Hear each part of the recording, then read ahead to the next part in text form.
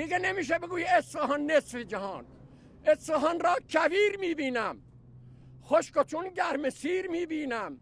از غم زنده رودان گریم، چشم برنا را پیر میبینم. همه بلای سر ما والله بالله آورده. الان خودی من 3 تا پرونده دارم. اومده اینجا ما را به گلوله بسته اصلا. چند سال گذشته اومدن 20 نفر رو کور کردن، 3 رو زخمی کردن. اسکی بشه سیگار دارم.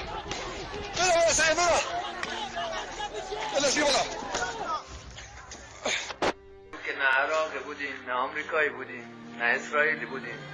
هر دو ما این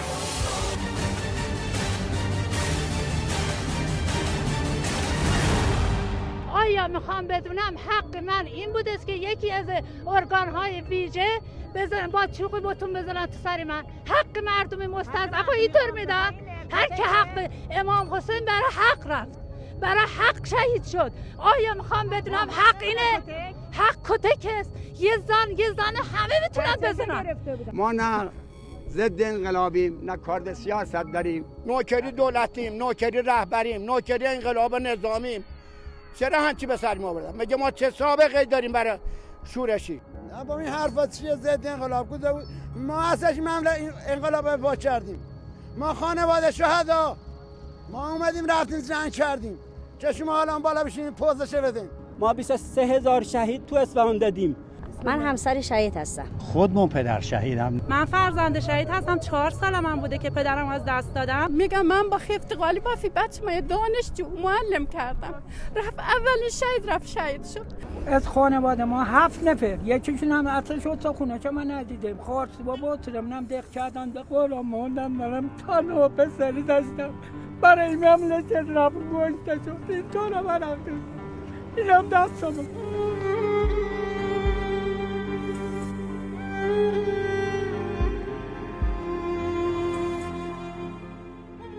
هفتاد تا آبادی همه کشاورزن، همه بدبختن، همه به خاک سیانه شدن. چرا ما را گرفتاریم؟ ما که چیزی نمیخوام از کسی.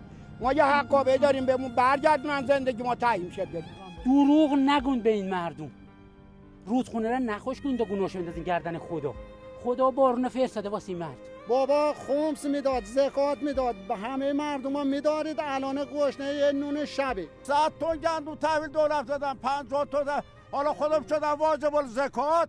ما واجب الحج بودیم از کشت و کار، حالا واجب الزکات شدیم. اینم برگاه‌های وجوهات هامون است. چرا یک کشاورز بیاد بره کلیه‌اش بره دختر شوهر بده؟ دخترامون تو خونه موندن، پسرامون تو خونه موندن. که چند سال پیش تو ازدواج جوانمون مونده بودیم، تو خونه ساختن جوانمون مونده بودیم، تو جهیزه جوانمون مونده بودیم، امسال تو معیشتمون موندیم. هی دروغ به ما گفتن، همه‌شون دارن به ما دروغ میگن. ما حق آبونو فقط میخوام، ما حق آبونو میخوام. ما خیلی آب که شوربه است که خو افتخار میکنیم که ما داشتیم که اینا ببرن بخورن. کسی که نمیتونه عدالت به خرج بده تا تقسیم کنه نباید سری کار باشه. حالا ایشون اومده اونجا سخنرانی کرده گفته شما هر چی میتونید این آبو بردارید، اونا به خاطر شما حالا این سند شده.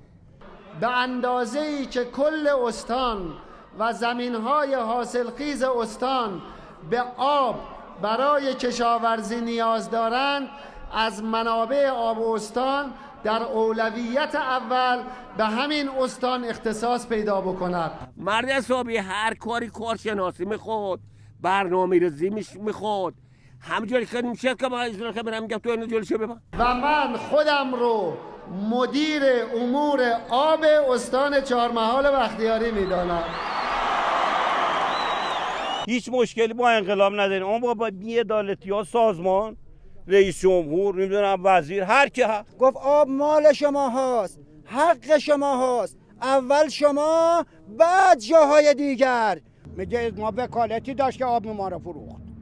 ما حقابه پدرونی ما جد آبادی ما داشتن در اینجا. ما از تالاب گوخانی تا چهارمحال و بختیاری و سد شاه عباس یک حقابه‌ای داریم. از هر آبادی طبق تومار شیخ بهایی سهم آبی معلوم شده.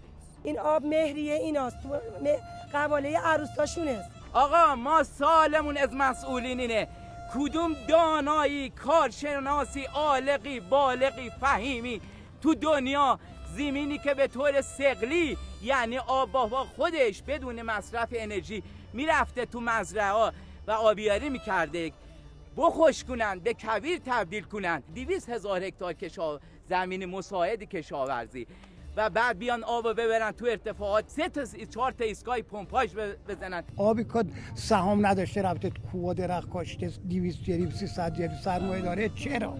حقاب ما رو بردن تو لوله، میگن آب نیست. خب این لوله، پس این آب کجا بود که اینا گذاشتن تو لوله؟ چرا حقاب ما رو قطع کردن؟ کجا قرآن نوشته که حق و ناس حلال؟ 4 تا سرمایه دارم گرفتن، یک کشاورز بود اونجا درخت کشته بودن، یکی بود مثل من. 3000 هکتار درخت که از 50 ساله داشتم تا 2 ساله در جا خوش. درخت گلابی 20 سال باید خرجش کنی، 20 سال باید هزینه کنی، عمرم 20 سال باید بره تا زخ بره زیر بار. مردم گشنن، برن به چی بگیرن؟ دادی دلشونو به چی بگه برن. این عدله، این عدالته. آیا این مردم حقشون همینه؟ حکومت اسلامی همینه. ما فقط آه میکشیم، ما دست به من خدا میشیم. ما آه میکشیم، نیفرون میکنیم. یه موقعی هم هست که آهی ما گیرا بشه. حالا پشت میز نشسته یک دوری هم هست که ما اون دنیا به هم برسیم، میگیم این ظلم که بروز کردی حالا پا پیش خود شد. به خدا گشنه، به خدا گشنن، هیچی ندارن. مردم مستضعف و بدبخت شدن، فقیرن. ما رو بردن پخش کردن، آب بهمون نمیدن، شامل آب نداره، باید گشنگی بخوریم. مگه مسلمانگی این طور است که این مسئولین ما هستن؟ مسلمان اگه نیستن اقل ما گفت آزاد مرد باشن. آب بگوید آزاد مرد باشن، آزاد مرد باشن.